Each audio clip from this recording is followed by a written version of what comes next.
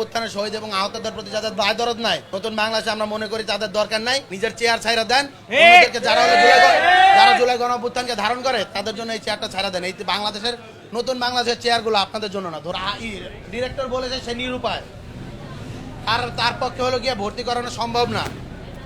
কেন সম্ভব না এর জবাবটা সব থেকে ভালো দিতে পারবে কিন্তু স্বাস্থ্য উপদেষ্টা। আমরা স্বাস্থ্য উপদেষ্টাকে জিজ্ঞেস করবো কেন সম্ভব না।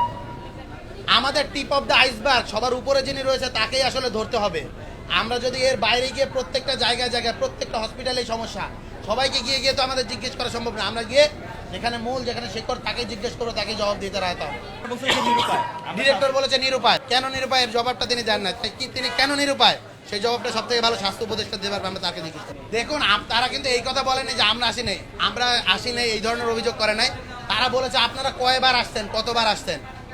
আমরা তো একটা কথা স্পষ্ট ভাই, জুলাই গণঅভ্যুত্থানে শহীদ আহতদের সংখ্যা এত বেশি, আমরা যতবারই আসি, আমরা যদি সারাদিনও থাকি তবুও সারাদিন 24 ঘন্টা যদি এটা নিয়েই কাজ করি লাস্ট 1 বছর ধরে, তবুও আমরা সবার কাছে যেতে পারবো না, সবার খোঁজখবর রাখতে পারবো না। এটাই রিয়ালিটি, এটা আমাদের সীমাবদ্ধতা আছে, এটা স্বীকার করি।